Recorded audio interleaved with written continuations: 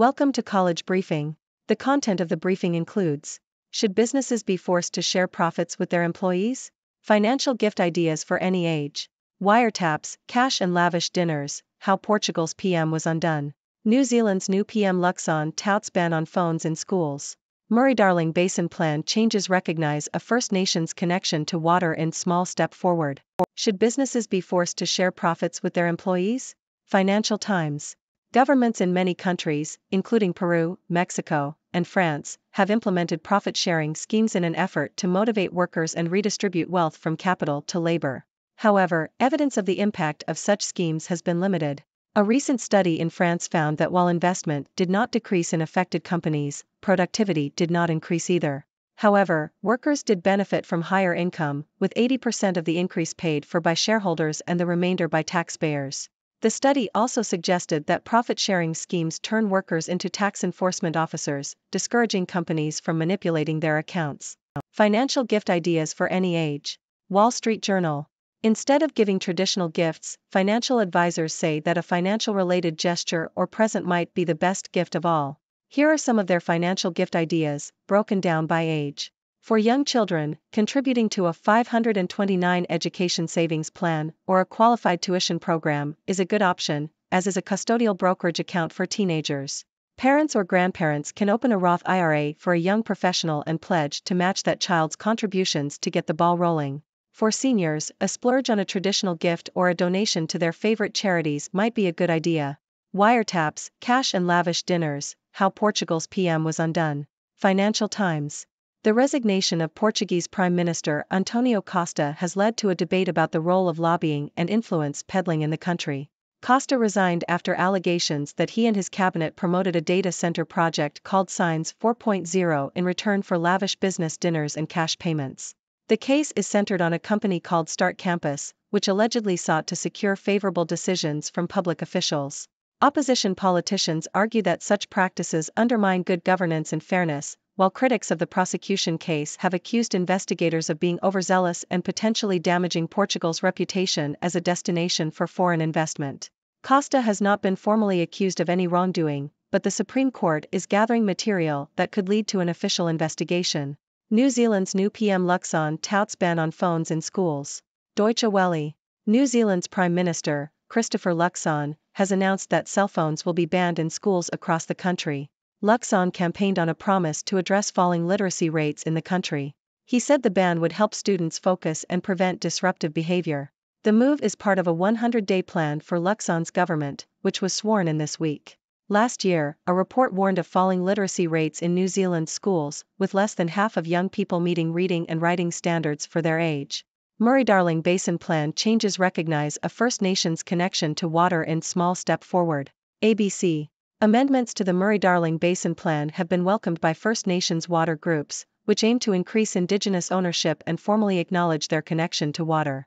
The changes include an additional $60 million for First Nations water entitlements, bringing the total funding pool to $100 million, as well as a First Nations-led cultural flows planning program and an additional First Nations board member on the Murray-Darling Basin Authority.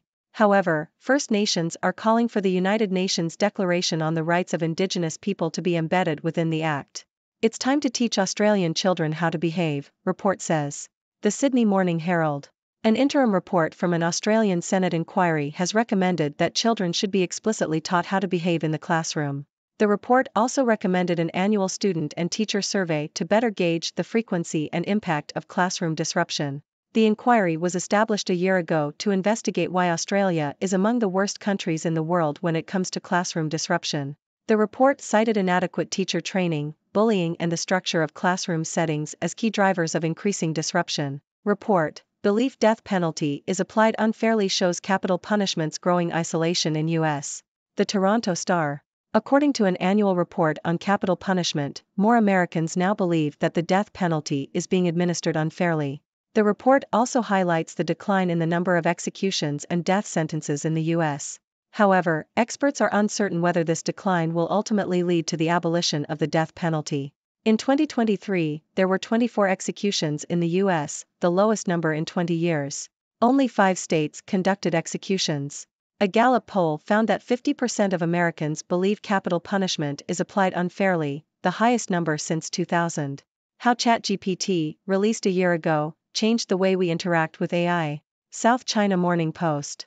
OpenAI's ChatGPT chatbot, released in November 2020, has been credited with sparking public interest in artificial intelligence, AI, and creating a new era of AI anxiety. ChatGPT allows users to generate written responses to prompts and quickly became popular, with 100 million people using it each week. However, concerns have been raised about the potential for the AI to spread misinformation, perpetuate biases, and threaten jobs. Despite these concerns, investment in AI has soared, with startups and tech giants alike investing billions in the technology. General Sir Anthony Walker, tank commander who served in Germany, Northern Ireland, Cyprus, and Ghana, obituary. Telegraph. General Sir Anthony Walker, a distinguished British Army officer, has died at the age of 89. Walker was known for his exceptional leadership skills and expertise as both a commander and a staff officer. Throughout his career, he held various positions, including commanding 11 Armored Brigade and serving as the Deputy Chief of Defence Staff, Commitments. He was also the Commandant of the Royal College of Defence Studies. Walker was highly respected for his ability to improve the efficiency, morale, and self-respect of soldiers under his command. He was known for his rigorous training, imaginative tests, and astute assessment of character.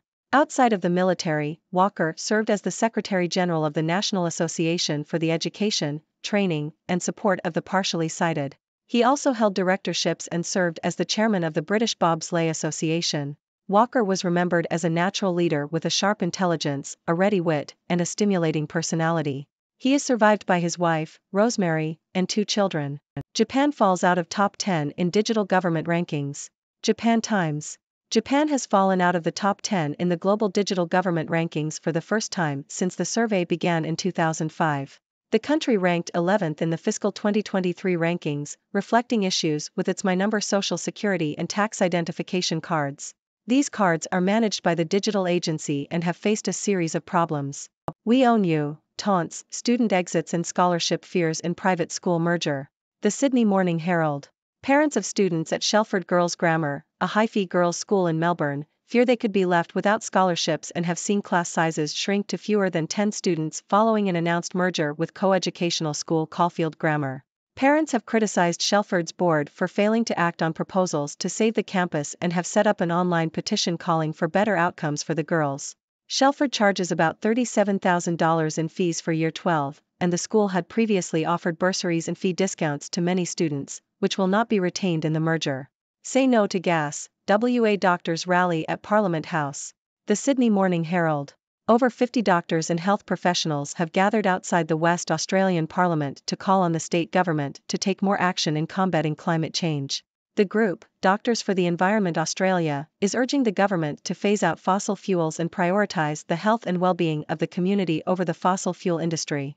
They want subsidies for fossil fuel companies to be ended and more investment in renewable energy. The doctors argue that hospitals are already seeing the impacts of climate change, with increased patient presentations for heat-related illnesses and other associated diseases.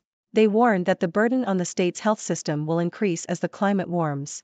Oregon vs. Washington preview, predictions, odds, how to watch final Pac-12 title game. Yahoo! The 2023 Pac-12 championship game will be a rematch between the number 3 Washington Huskies and the number 5 Oregon Ducks. The Huskies won the first matchup between the two teams earlier this season, but the Ducks have won 6 straight games since that loss. Oregon's offense, led by quarterback Bo Nix, has been dominant during that winning streak, outscoring opponents 252-96. Nix leads the FBS in passing yards and completion percentage. The Ducks' defense is also one of the best in the country, ranking 7th in points allowed per game. The Huskies have also had a strong season, finishing 12-0 and boasting one of the best offenses in the country. Quarterback Michael Penix Jr. is a Heisman Trophy contender and finished the regular season second in passing yards. The winner of this game will likely secure a spot in the college football playoff. The game will be played at Allegiant Stadium in Las Vegas and will be broadcast on ABC.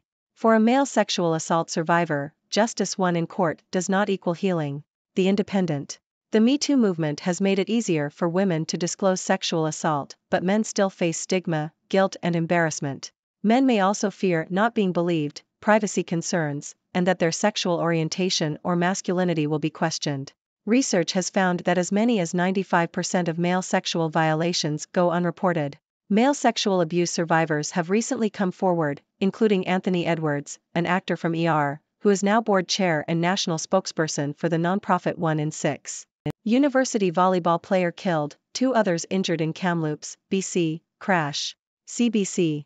A member of the Thompson Rivers University men's volleyball team has died and 2 others are in critical condition following a car crash in Kamloops, British Columbia. The student's car was hit by another vehicle that was out of control, causing a multi-car pileup. The crash occurred near the university's campus.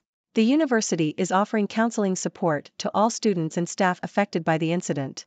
The TRU volleyball team is expected to cancel weekend games, and the school's basketball games have been postponed due to the tragedy. And that's it for today's news. Let's do a quick recap of what we've learned. First, we discussed the question of whether businesses should be forced to share profits with their employees. Governments in several countries have implemented profit-sharing schemes, but a recent study in France found limited impact on productivity. However, workers did benefit from higher income. Next, we talked about some financial gift ideas for different age groups, as suggested by financial advisors. From contributing to education savings plans for young children to opening Roth IRAs for young professionals, these ideas aim to provide long-term financial benefits. We then shifted our focus to the resignation of Portuguese Prime Minister Antonio Costa. The allegations of lobbying and influence peddling have sparked a debate about good governance and fairness. The Supreme Court is gathering material that could lead to an official investigation. Moving on, we discussed New Zealand's new Prime Minister, Christopher Luxon, who plans to ban cell phones in schools to address falling literacy rates. This move is part of a 100-day plan for his government. In Australia, amendments to the Murray-Darling Basin Plan have been welcomed by First Nations water groups, as they aim to increase Indigenous ownership and formally acknowledge their connection to water. However, there are calls for further changes to embed the United Nations Declaration on the Rights of Indigenous People. An interim report from an Australian Senate inquiry recommends teaching children how to behave in the classroom to address increasing disruption. The report highlights inadequate teacher training, bullying, and classroom settings as key drivers of the problem. Shifting to the U.S., an annual report on capital punishment reveals that more Americans believe the death penalty is being administered unfairly. The number of executions and death sentences has declined, raising questions about the future of capital punishment. We also discussed the impact of OpenAI's ChatGPT chatbot, which has sparked public interest in AI and raised concerns about misinformation and job displacement. Despite these concerns, investment in AI continues to grow. On a somber note, we paid tribute to General Sir Anthony Walker, a distinguished British Army officer known for his leadership skills and contributions to the military and society. Japan has fallen out of the top 10 in global digital government rankings due to issues with its social security and tax identification cards. This marks the first time Japan has dropped out of the top rankings since 2005. In Australia, parents of students at Shelford Girls Grammar are concerned about scholarships and class sizes following a merger with Caulfield Grammar. They have called for better outcomes for the girls and have set up an online petition. Over 50 doctors and health professionals in Western Australia have gathered to call for more action in combating climate change. They are urging the government to phase out fossil fuels and prioritize community health and well-being. Lastly, we looked ahead to the Pac-12 championship game between the Washington Huskies and the Oregon Ducks. Both teams have had strong seasons, and the winner will likely secure a spot in the college football playoff. That's all for today's news. Remember, your thoughts and opinions matter too. What are your ideas on these topics? Thank you for tuning in. The content above showcases the latest briefing reports and analytical synopses, thoughtfully curated by the 6Do team. These insights stem from a wide array of reputable media outlets, think tanks, government sources, and specialized experts worldwide. We encourage you to explore these sources for a comprehensive perspective. Keep in mind that while the content may not always align with the official standpoint of 6Do Brief, it's not meant to be taken as absolute directives for decision-making. Comprising seasoned media professionals, learned scholars, and accomplished scientists, the 6Do team embodies a trailblazing, fully independent media entity. To customize 6Do Brief to meet your professional needs, you have the option to subscribe to a diverse array of briefings on our website, 6dobrief.com. Regardless of your location, you can conveniently receive 6Do Brief via email.